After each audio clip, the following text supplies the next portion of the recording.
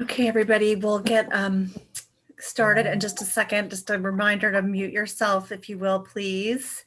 We are recording this as well, so I'll send the link to everyone who registered. As you know, November is Black Catholic History Month, and we were thrilled when Dr. Ansel Augustine immediately accepted our request and invitation to join us at Holy Trinity. And we're thrilled to have you at our CommuniTea today. And I'm going to ask Father Kevin to do a prayer and welcome. Okay, am I unmuted? My video just stopped, Ashley. You're unmuted. I don't know what happened to your video, though. So we can hear you. Well, anyway, I'd like to invite, thank Dr. Augustine to be here, his generosity in being with us. But let us pray. In the Father and the Son and the Holy Spirit, amen. Good and loving God, we ask your blessings on this conversation, on our faith community here in the parish of Holy Trinity and throughout the Archdiocese of Washington. Bless ministers such as Cardinal Designate Archbishop Wilton Gregory, and bless his staff and Dr. Augustine and all those with whom and for whom they serve for God's greater glory. We ask this in Jesus' name, amen. Okay, anyway, I'm sorry my video just went kaput, but if I'm being heard, I had a chance to speak with Dr. Augustine a few months ago after Archbishop Gregory made that beautiful statement at the end of August on the occasion of the anniversary of the March on Washington in 1963. And in that talk, the Archbishop made this, in some ways challenge, but also informing us of how we need to work together more in terms of greater awareness of issues of racism, issues of injustice in our archdiocese as well as in our parish. So, in speaking with Dr. Augustine and watching his moving, inspiring video from New Orleans, it gave me that sense of how we as a parish can expand our reach and listen and create a greater understanding. And it's through the witness and the wisdom that Dr. Augustine will share with us today that I think we can take the next steps. So I turn to Dr. Augustine and thank him for his presence, and I'm already willing to learn. Amen. Amen. Well, good afternoon, everybody. It's a blessing and honor to be here with you. And I see, I heard the conversation before from Mr. and Mrs. Cook over there asking if I was taught at Loyola by Mr. Burney, but I don't think I had your course. I remember the name, and I think you were so tough that people said, do not take that course. So, but I remember the name, but it was all right. It's good to be here. But I am Dr. Ansel Augustine, Executive Director of Cultural Diversity and Outreach for the Archdiocese of Washington. I moved up here at the end of March when everything shut down. So I only got into my office space about 2 months ago. And we're only here twice, 2 days out of the week. And then the other half of the building comes the later half of the week and with the cleaning in between. So we're trying to be safe and trying to keep things going. And of course, being in a new space during a pandemic has been a challenge to do ministry. So most of my meetings have been just like this Zoom or GoTo meetings and meeting people virtually. And then to add to the challenge and the need for prayer is there was a restructuring that happened due to the pandemic. So I lost some budget and I lost some staff that I hadn't even met yet in person. So those challenges impact the work that's being done here. But we know as people of faith how faithful God is. So real brief history about myself. I'm from New Orleans. In fact, that's my home parish in the virtual background behind me that I seem to be disappearing into every time I move and breathe. But that's St. Peter Claver Catholic Church in Treme. Treme is the oldest Black neighborhood in the country. That's where free people of color were allowed to buy land. It's also where I lived in the church post-Katrina, rebuilding it, gutting it out, rebuilding it, and almost acting like security. I was the youth minister at our parish at the time.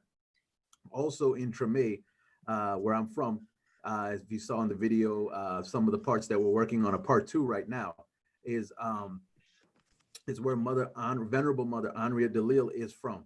She's one of the 6 on the road to canonization. I will talk about her in a little bit. And then she grew up at St. Augustine Church, which is down the street from us, and also one of the other churches I grew up in. So, when we look at Black Catholic History Month and this sacred time in our church that we're in, and the need for racial reconciliation, I was just watching the USCCB meeting that's going on live and hearing some updates on the ad hoc committee, which I'll talk about right now.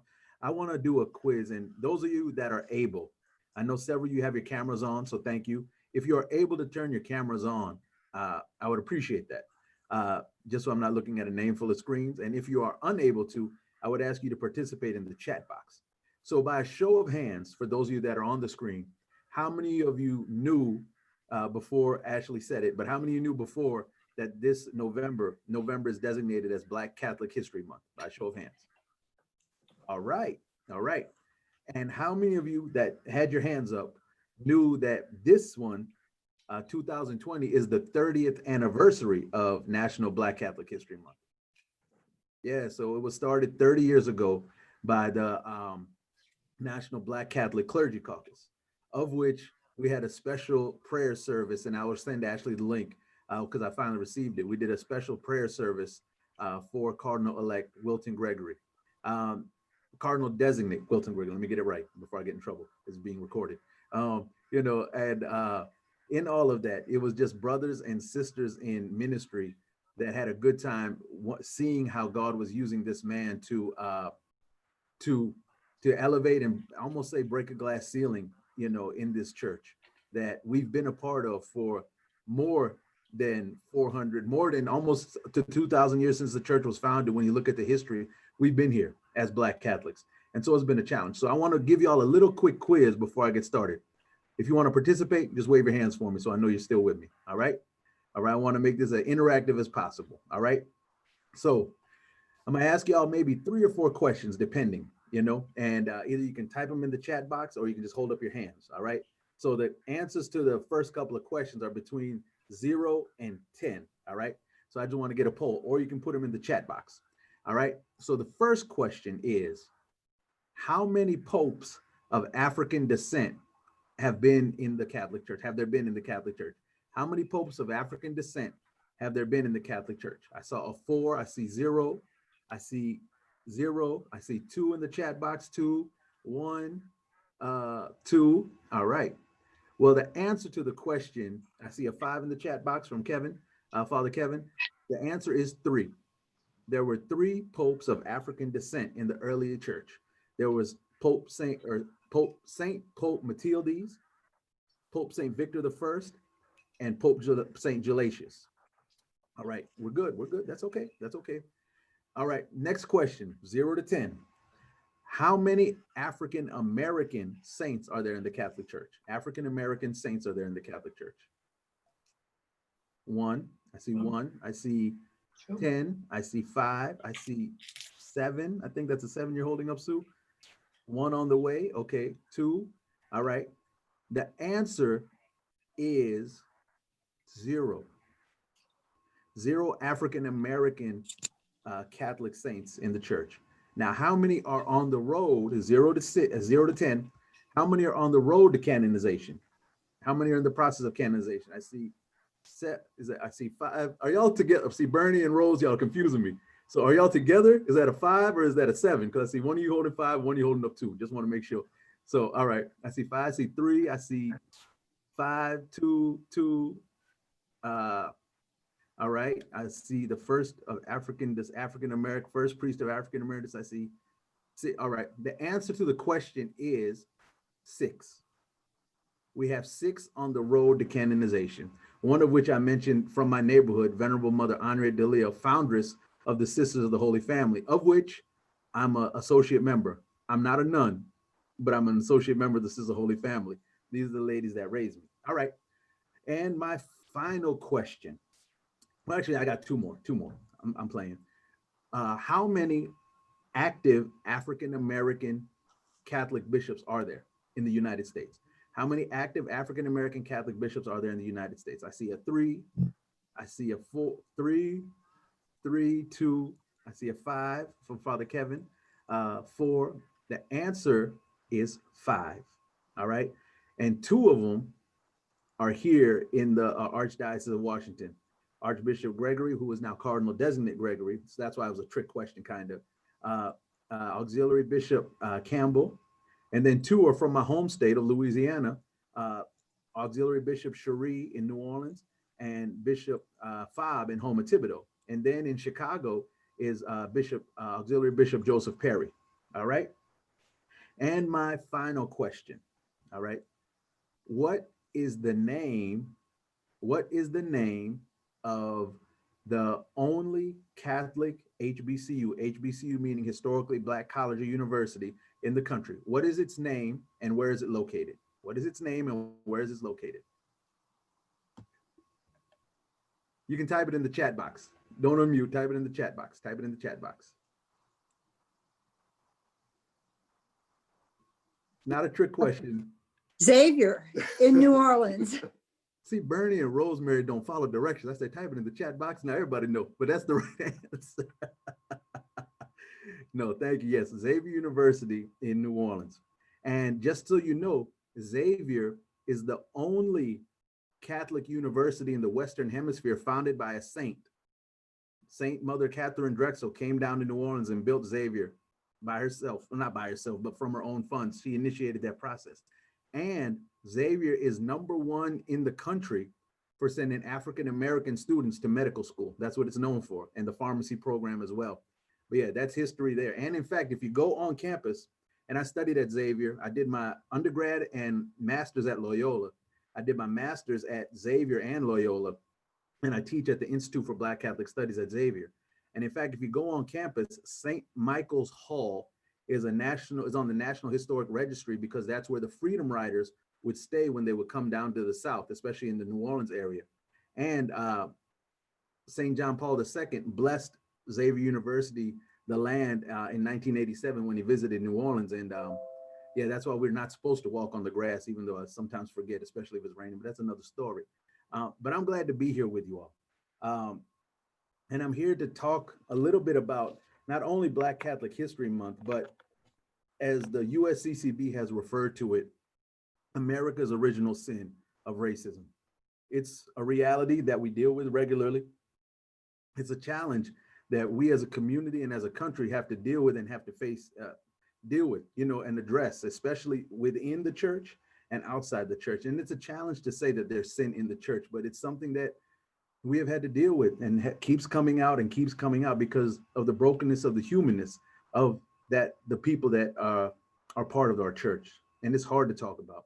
And of course, here in the Archdiocese, as Cardinal Designate Gregory mentioned, there's an initiative that we are putting together. And of course, because of the pandemic, a lot of things that would have happened have been halted because safety is our priority.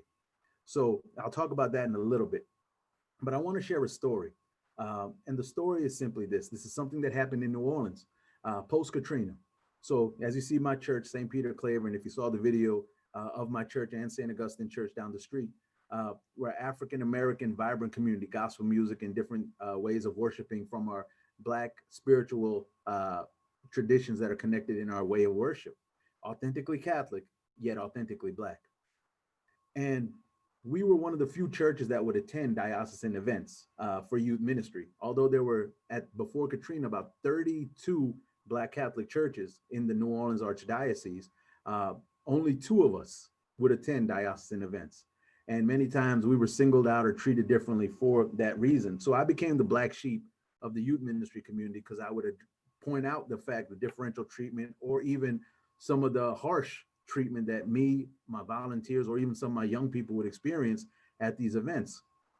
Well, fast forward after Hurricane Katrina, after we rebuilt our church around 2007, Archbishop Emeritus Hughes asked me to work in the youth ministry office to help work with the other Black parishes to connect them with the youth ministry office and to diversify the efforts and the programming of the youth ministry office.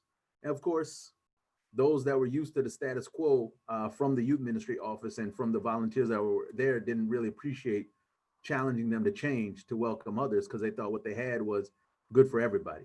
Well, and also in the Black Catholic community, there was a distrust because of past treatment to even get young people to these events. And so we had a group called Teen Cross. Teen Cross is a group that did all the work, the Archdiocesan Youth Board that did all the work for the World Youth Day events, the Diocesan Gathering for Youth, and other events that would go on throughout the Archdiocese. And so we said the best way to diversify our programming is to get more people at the table. Well, the Black parents and pastor said, well, the only way we'll send our kids if they go, and that was my name back then, was with Mr. Ansel, right? So I would pick up the young people from the 3 Black Catholic high schools, St. Augustine High School, the Josephite all-male Black Catholic high school in New Orleans. It should have been where I graduated, but I got in trouble and got put out. That's another story, another webinar, another time. The young ladies from the Black Catholic high school, Xavier Prep, founded by St. Catherine Drexel's order. And then St. Mary's Academy, where the Sisters of the Holy Family, the religious order I'm a part of, run all girls Catholic school. So I'll pick up the people and bring them there.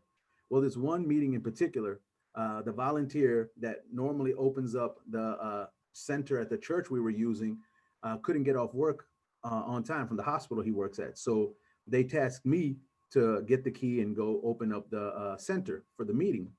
Well, because of Katrina, we weren't meeting at our normal location in New Orleans proper. We would meet in Jefferson Parish. You know, everywhere else they say counties, we say parish in Louisiana. We're just so holy, you know. So we had to meet in Jefferson Parish, which doesn't have the best reputation in certain parts for being friendly to Black folk.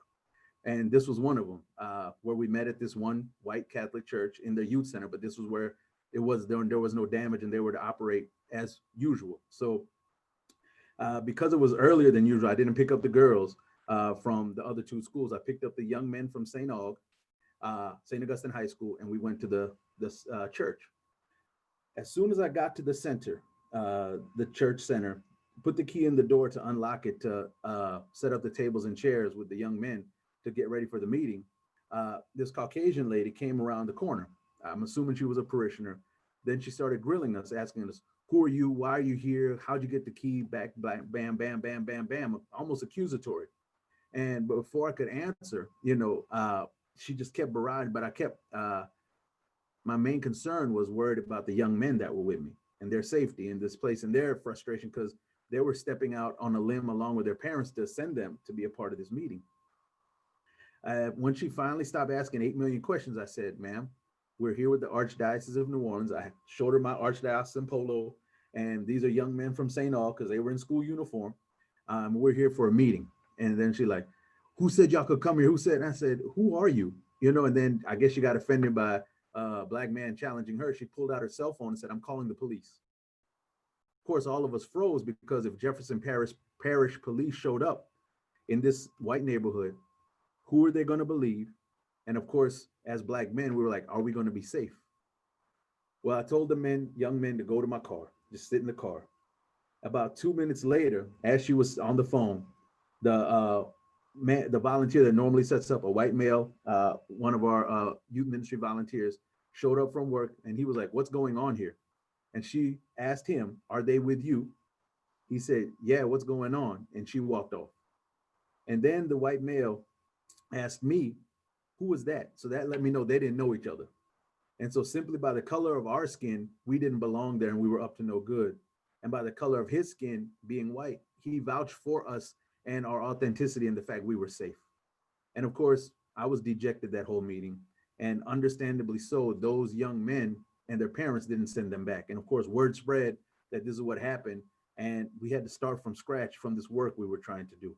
It was hurtful and it was frustrating. Now to fast forward to another experience, just this past 2 years ago, I worked at St. John's University in Queens, New York. I was a campus minister there. I was the only campus minister of color. And I moved up there, y'all. I was in love. I was going to get married. It didn't work out. I moved back to New Orleans and now I'm here in DC. Go figure. But anyway, God had a purpose, you know, because I met some of the most wonderful students I would ever meet in my life that I still stay in touch with. And those young men and women, mostly of color, mostly on the, as Pope Francis says, on the peripheries, because I was the only, like I said, campus minister of any color, but yet campus ministry in that location, not to knock them, they only knew what they knew. We're working with the white middle to upper class Catholic population, which was a small percentage. If you know, St. John University is one of the most diverse universities in the country. And so when the students of color and the students on the peripheries heard about me, all of a sudden my office, which was in the freshman dorm, so it wasn't even in the regular building where the other campus ministry offices were, became a safe space and a safe haven for these young people. So the brown, black, Muslim, Sikh, LGBTQ, X, and I want to just say that's how we were saying it then. Students came to my office to just have a safe space to be. And all of a sudden, when they would start having their voices heard from the peripheries to the campus ministry staff and other administration, I got labeled a troublemaker. And of course, they had to get rid of me. And it wasn't anything I was doing that was wrong, but it was hearing those voices of those that felt unheard on a Catholic university. So here in the Archdiocese, with this Made in God's Image initiative, we're not just going to do, and I said this from the beginning when I talked to anybody, what are y'all doing? What are y'all doing? You're not doing anything. But one, safety is an issue, so we can't do everything we would want to do. But two, we're trying to create a culture shift. And that's what we were talking about with Cardinal Designate Gregory when he talked with the auxiliary bishops and moderator of the Curia, meaning how is church going to act more like church? Now, this is my African spirituality, my Black spirituality, and also my Jesuit spirituality all in one, God in all things. And we know that God can do and be seen in all things and in all forms and all challenges that are there. So how do we address the racism that goes on in seminary formation? How do we address the racism that goes on with our deacon formation? How do we address the racism that goes on? And when I say racism, it may not be overt, but it could be the sin of omission of what we're not teaching people about, like Black Catholic History Month and those things that some of y'all may have learned on this call. That's important to my community, but it's just not out there, so people don't think we're a part of the church story, even though we've been here since the beginning. So we're looking at those challenges. But we know the church, Father Kevin, you can either say amen or ouch, is slow at times to respond to certain things. And so Amen. we're working, amen. So we're working with the diocesan structure to address those needs the best way that we can. So I ask you to pray for me. Just as we said before, I was watching the USCCB meeting, and one of the Black bishops I mentioned before, Bishop Favre from Houma Thibodeau, he used to be our auxiliary in New Orleans, and he was best friends with my dad. My father figure in my life was our late pastor here at St. Peter Claver, Father Michael Jacques. It was an Edmondite priest that came down from Vermont, Maine to Vermont, through Selma, where his mentor, who was a confidant to Martin Luther King, Father Willett was, and then he came to New Orleans. And him and Bishop Favre were best friends. Well, Bishop Favre, who's the chair of the ad hoc committee on racism for the USCCB, said the work is to make this not just an ad hoc committee, but a regular standing committee, because the work of racism will not end anytime soon when it's been here in this country for 400 plus years as America's original sin. So we're working on that.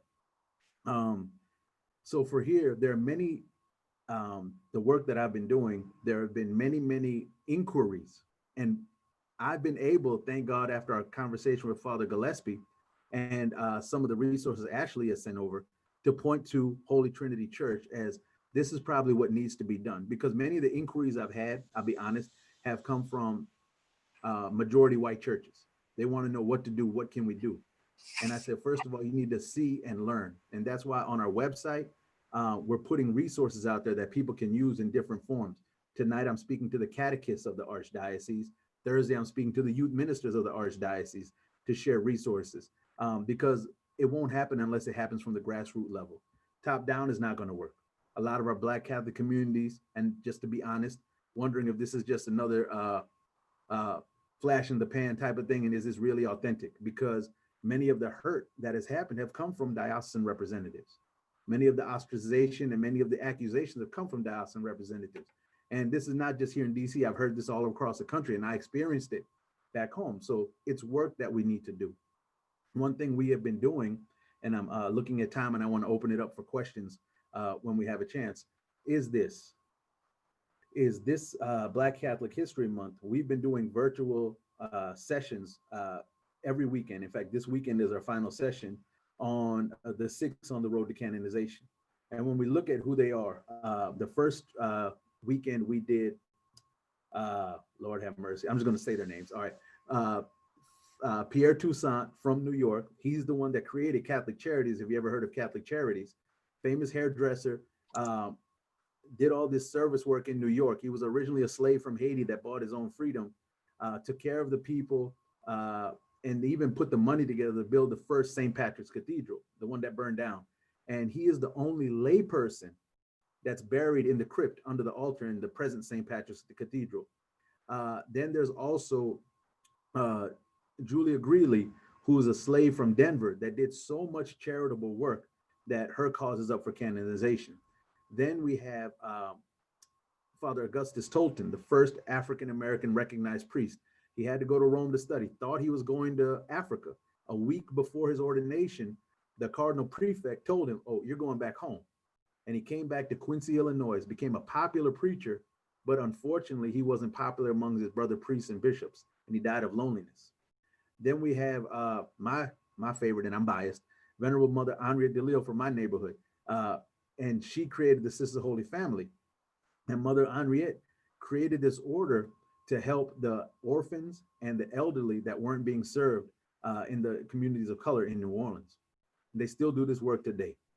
They help my troubled self and my knucklehead self. And, you know, when I go home, they still tell stories about they can't believe God works with me. That's another story. But then we have Sister Theo Bowman. That's the latest cause that came about.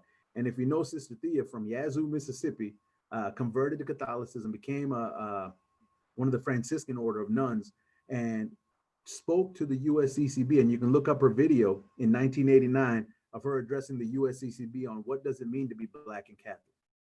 And then we also have Mother Mary Elizabeth Lang in Baltimore, down the road, who created the first order of Black religious women's, the Oblate Sisters of Providence, who did much of the same that the Sisters of Holy Family did back home. But when you look at all these 6 men and women, holy men and women of God, one thing I need us to remember is this: they did not allow society to define them. They defined society. And isn't that what it means to be Catholic, to be countercultural? Not to, as Reverend Dr. Martin Luther King said, not to be the thermostat, not to be the thermometer and just react to what society says, but to be the thermostat to control what society needs to do. And that's what we are here to do, is to do that work and to step up and step out on faith, just as these holy men and women have done. And I want to conclude my talk by saying this. Just as Pope Francis has said in his latest pastoral letter, Fratelli Tutti, I tried to say it with my Italian accent, I'm weak, I get it, there's a piece in there where he talks about solidarity almost being like a bad word in society and in our church. But isn't that what it means for us to be truly brothers and sisters made in the image and likeness of God, is to be in solidarity with one another, so that you know what may be going on in, and I'm just going to choose an area, Anacostia, and Anacostia know what's going on where you're located, and so that my brothers and sisters' problems become my own, so that we working together to solve the issues here in the Archdiocese together. Family, I ask you to continue to pray for me, because this is a great work, and pray for me as I learn the diocese. And Ashley and Father Gillespie, I thank you once again for inviting me to be a part of this lunch series. And anything I can do to be a resource, I am here. If I can't do it, I will openly and honestly say no, but I will look at how we can continue to work together. So thank you for your time, and I'm open to questions, and I get to know the community. Thank you again. Thank you. You can post questions in the chat or raise your hand and I'll call on you. I have a question for you, so I'll just go ahead and kick it off. You kind of alluded to this, and I think this is something that we've shared in the email, that we are fortunate to have a local partner, Selena Johnson, who's a pastor of a Methodist church in Georgetown. And so she gave us a great gift over the summer and led a 4-week book study about racism in the church. And I think from that, there's been, this request, well, what do we do? I mean, the same thing that you said that you hear from other community. We're not unique in that. I mean, we are, predominantly white church. We're up by Georgetown and Vizzy. We're called Holy Hill historically.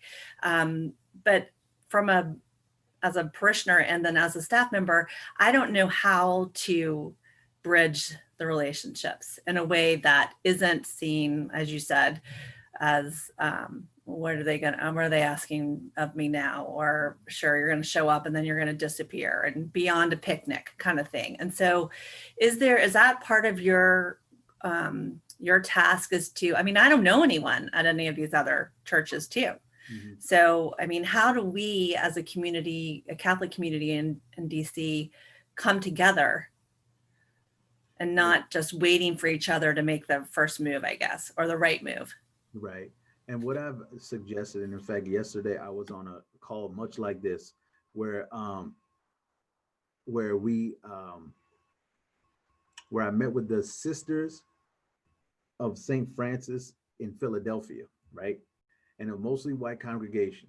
And the only thing I could suggest to them, and as many times I've suggested stuff to people, even when I was in different places, whether it was back home, New York or other places, is especially in white communities, you have the power and the privilege to be able to speak to your communities more than I could. You know, what does that mean? Your families, your friends, other areas where racism might persist. And that's the challenge. That is the hard challenge. And the sisters had to take a hard look at themselves of what, and I'm not saying this is in your church, because I've seen your church website and I've spoken to some of your staff, and you know, y'all are pretty much on it. But to continue to educate your brother parishes and sister parishes that may have not be as forward thinking as you. Just to even have topics like this going on. There are many parishes, just as we put out the prayer that the bishops wrote on anti-racism, you know, we're asking parishes to pray that prayer. Many parishes don't even see this as a problem because it's not their problem, so they don't even address it. But they would hear it more effectively coming from another person that looks and resembles them. It's the same thing we talked with the deacons. We had a listening session with the deacons here, and helping them understand that they need to talk to their brother deacons. I can't come in as an outsider. I can help do some talks and train some of you to what the important topics are, but coming from you, that's what's more important. Now, creating opportunities for interaction, I guess you see the gaps that are there of what hasn't been done, and thus the relationships that haven't been built. We are trying to create those as time goes on when it's safe.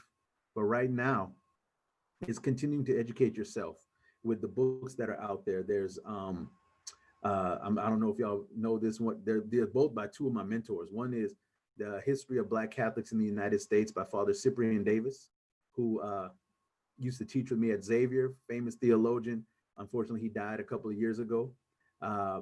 Presently, the main one that people refer to is Racial Justice in the Catholic Church by Father Brian Massengale, who from Minneapolis, but is at Fordham University right now. And me and him used to teach at Xavier together at the Institute for Black Catholic Studies in the summer. And I've been pointing this out to catechists and youth ministers specifically, but I'll share this with you, is the African American Catholic Youth Bible by St. Mary's Press.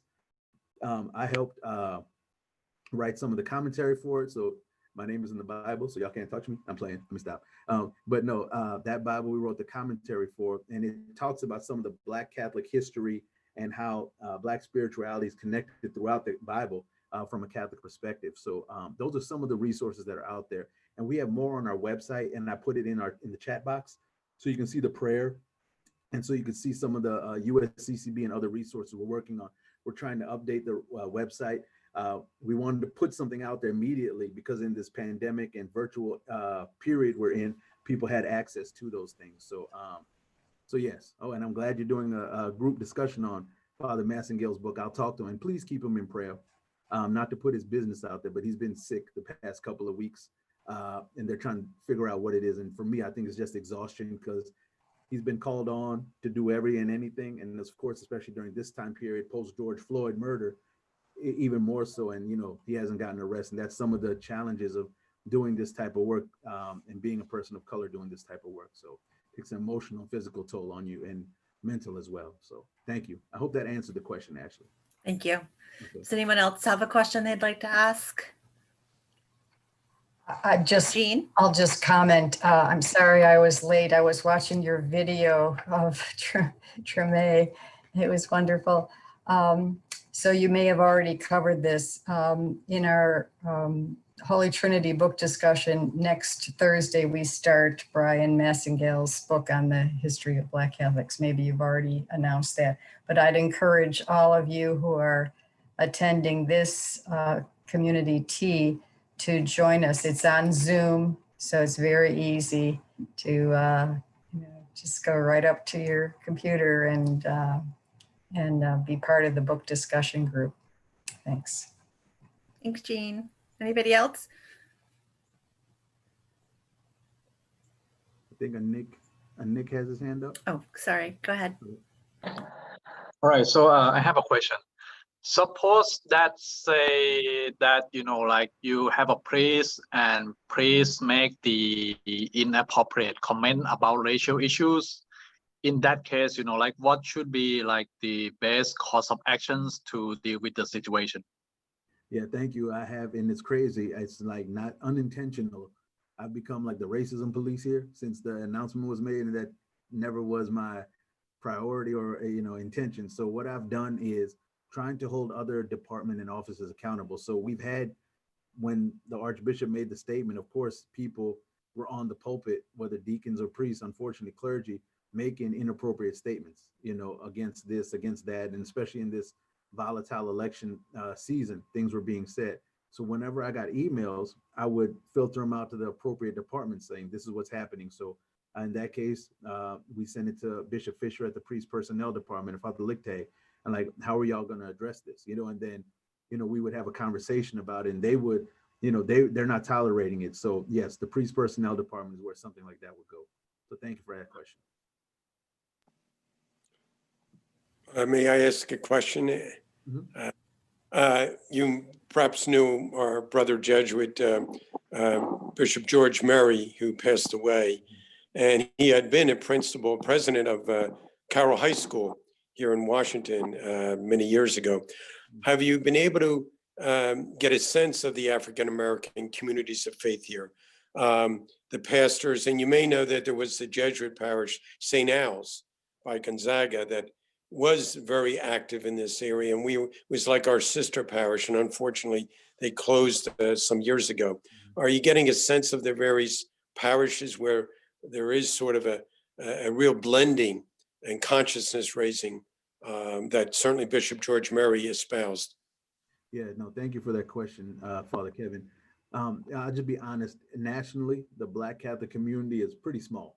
And so we're pretty connected. And so I wouldn't have accepted a job up here if I didn't know people up here in that way.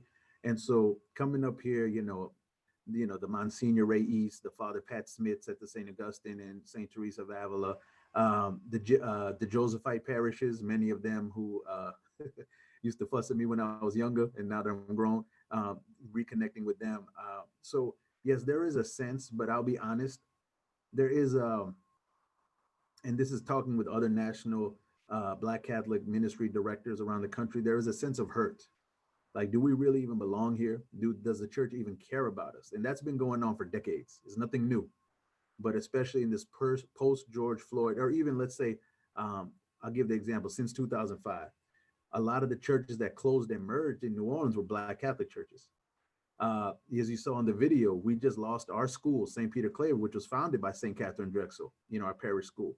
When we had done and been serving in various ways and capacities, but the issues of gentrification, the issues of mass incarceration, lack of resources, all those things add up and build up to a point where people leave, our best and our brightest leave. So we have nobody coming in our churches, which is a epidemic across the country, but especially in the Black Catholic community. Our churches become more gray, and there are more funerals than baptisms. And that's the reality. And so it's almost that sense of betrayal by our own church.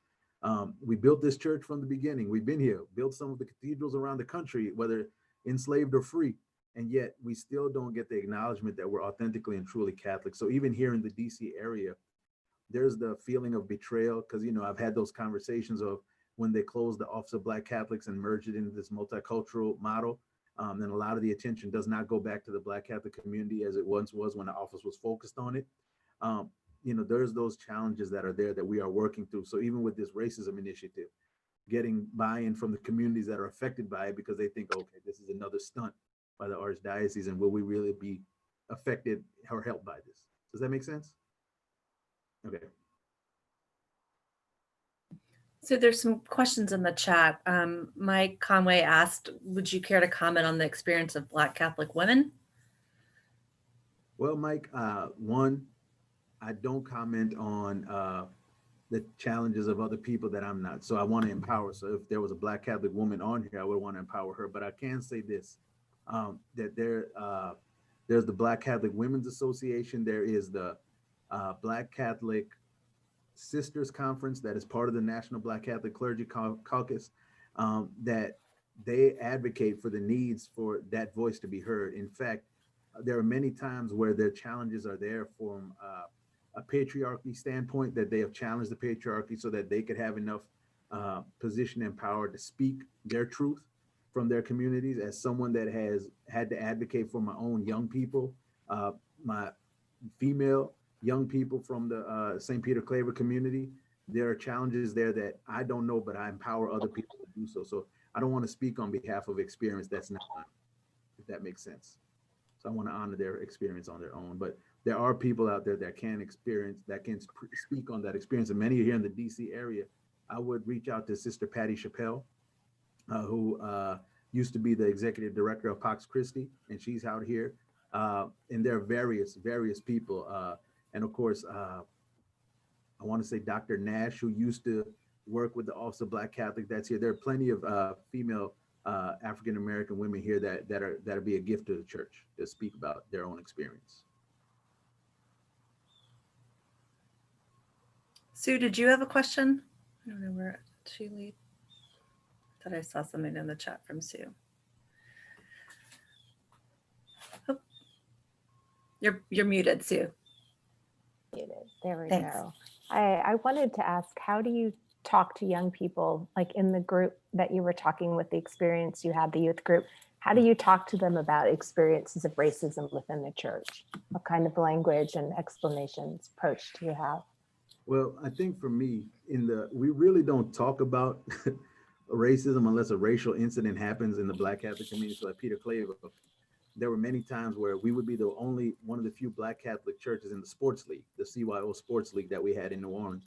And coincidentally, we would be the church that would always have to travel the farthest in the diocese for the latest games. And we would complain about it. We didn't, we would address it. And many times when we would get to these places, the games would be canceled without them telling us. And, and after I've organized volunteers, coaches, transportation, it's just those kind of games, I guess, for lack of better words, that were being played with us as a Black church. And they didn't want us in the league. So, we would have conversations about it with the kids, but on the high school level, it was only so much they could take. But after post George Floyd murder, I keep saying it, NFCYM, the National Federation for Catholic Youth Ministry, of which I used to be a board member, we put together all these resources on how to talk about racism amongst youth groups, because a lot of the white youth ministers, young people are more attuned to what's going on in the world than many of us as adults. Let's be honest. If we can, as Sister Theo Bowman says, tell the true truth. And so in some of those resources, we've purposely put on our Archdiocesan anti-racism website. So there are forms, there are questionnaires, there are ways to set up the group, ways to have those discussions so that people, especially young people, can go through this procedure of how to address this original sin that they're dealing with, because this is what they're growing up with. But yet, when we look at this generation and the generations coming after it, these are going to be the most diverse generations in the U.S. history. So how are they dealing with this in their own way? And these are the ones, the young people and the young adults are the ones leading these movements to address change in our country. So thank you for that question. I appreciate it. Anyone else? You can just unmute yourself. You don't have to raise your hand in case I don't see you on the screen.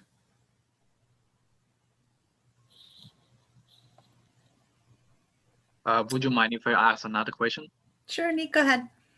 So from what I see, there's we have, quite a few like us, around these countries. And some of those riots is kind of attack against, like on the Catholic image and statues and all that. And unfortunately, like some others people who were a little bit lean on the conservative side on the Catholic parish is kind of, like use that as in acts. Okay, they use, like the whole Black Lives Matter protest as sorry, they use the riots as the act against Catholic, against the acts of, like Catholicism. And I'm just kind of curious on, like how should we, like this, how should we, like explain and that, like the protest and the attack against the Catholic is not the same thing. Okay. Yeah, and I guess here's the thing is there should be no problem with me saying or anybody saying that Black lives matter, that they should matter, correct? I mean, if Yes. anybody has a problem with that, maybe you're on the wrong call. But the fact of the matter is it shouldn't be a problem that any person's life should matter, and when we look at who's under attack and who's been under attack for years in this country, especially what has been coming up after the police images and things that were going on, there was a attention to Black lives. Now, of course, I'm not here to talk about the organization, Black Lives Matter. I'm here to talk about the fact that Black lives do matter. All right. And I think that's where people need to understand. And that's what this whole program is about. With Made in God's Image is to help people see that we are all made in God's image and likeness, just as the Catechism of the Catholic Church teaches, where the whole theme comes from, and the Bible teaches, so that when we look at our brothers and sisters, when I look at you, Anik, am I saying it correctly? Yeah. Yeah, I see Jesus in the way Jesus expresses himself through you and your culture, and therefore it is good. And so you should see the same thing in me, and I should see the same thing in my brother. And unfortunately, some folks politicize some of these things so they don't have to deal with it.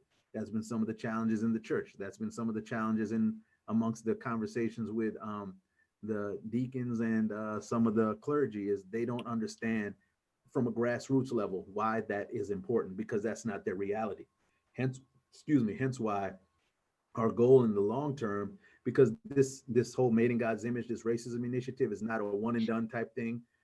Cardinal Designate Gregory wants this, like I said, to be a culture change and a long-term process, that by the time we do this is just as normal as the right of election in RCIA. You understand what I'm saying? That this is just as much a part of the fabric of the Archdiocese as any other programming. So that when we go out, whether you're Catholic or not, but specific in our Archdiocesan Catholic community, if you say you're Catholic, you're just as valued as anybody else, no matter your bank account, no matter the color of your skin, no matter where you live, no matter where you came up, no matter if you have an accent or not, but that we are all made in God's image and therefore we are all good.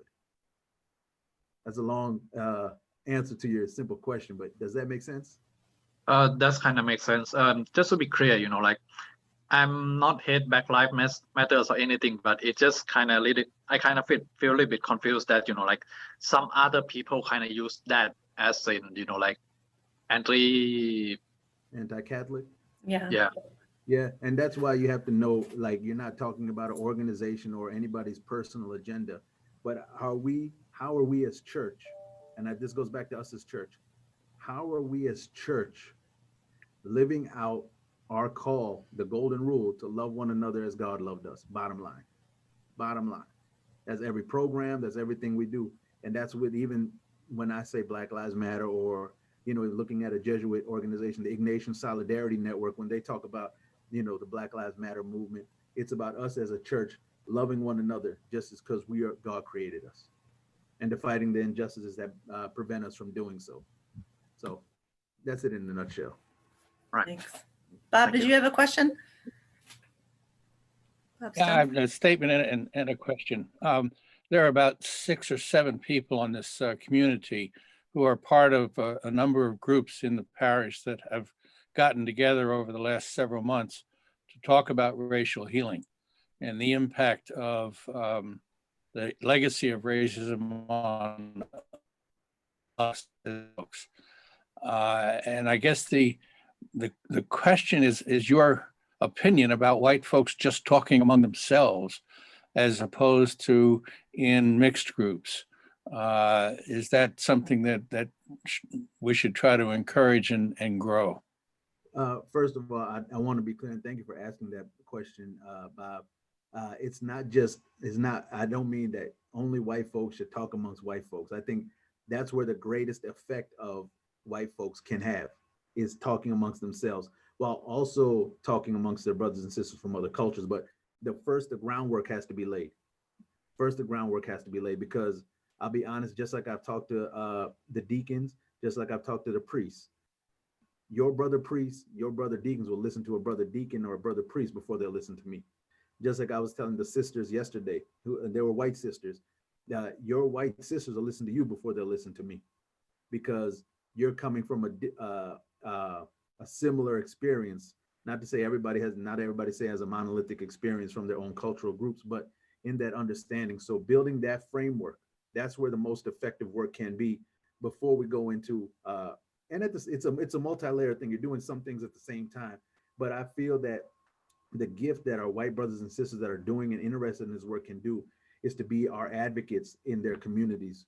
Because you can go into a place that I can't go, where decisions are being made, where comments are being made, where things that are being done and written that would affect my community.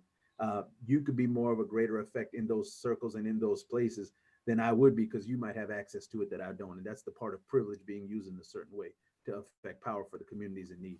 And that's what Pope Francis tells us as community and society. If we have power, we need to fight for those that are voiceless and on the peripheries and the poor. You know, as he said yesterday on the was it yesterday, the World Day of the Poor? I believe it was yesterday or the day before, but yeah, but that's the work that we're called to do. Thank you. Thanks, Bob. I want to be considerate of your time. Right. So I just have one last question for you. We do a Women Who Stay series throughout the year and we've had amazing women come and speak during Zoom that we would never have access to. But it's been interesting to me as they've shared some of their challenges as being women in the church, why they have stayed Catholic. And so I've just kind of I want to throw that question to you too. And just as you've struggled, I mean, it sounds like you've had a lot of wonderful role models, but when you experience racism as you have and described, what keeps you as part of this faith community? I think it's because of like you said, the experience I had growing up. I know my history because my church taught me my history. My background at Xavier University at the Institute for Black Catholic Studies taught me my history that I normally would not have learned, even though I love Loyola. You know, Bernie, you can tell Loyola, I said I love him. I do. I was homecoming king in 1999, by the way, and I didn't get anything. I didn't even get a crown, but that's another story. But, you know, I love Loyola, but what I learned at Xavier was that I belong here, that this is mine, that we've been here since the beginning of the church. You know, when you look at where Jesus walked on the map, that's North Africa. You know, when you look at even the concept of the Coptic Ethiopian church, that's still part of our Catholic ancestry. You know, we've been here. When we look at in my neighborhood, you know, and I won't talk about it because I have to get off in like a minute, but if you Google Congo Square in New Orleans, you know, and even the Congo people in Congo, the Congo part of Africa, they were Catholics before there were even the first enslaved ancestors stepped foot on this country, before this country was established. So we've been a part of this church. And so knowing that history, you know, I feel like I'm upholding the work and sacrifice of my ancestors by making a way for the young people coming after me so they can have an easier way than me. So that's why I stay Catholic. Thank you. Thank you so much for joining us today. It's been wonderful to have you. And we expect to see a lot more of you at Holy Trinity and hope that you'll call on us to help further your mission. Yes. And welcome. My only request is to please promote the website and the resources there, and please pray for me. God bless you all. Thank you. We will. Thanks so much. Thank you, Allison. Thank you. Thank you, Father. God bless. Ashley, bye. That's okay. Bye. Thanks, everybody.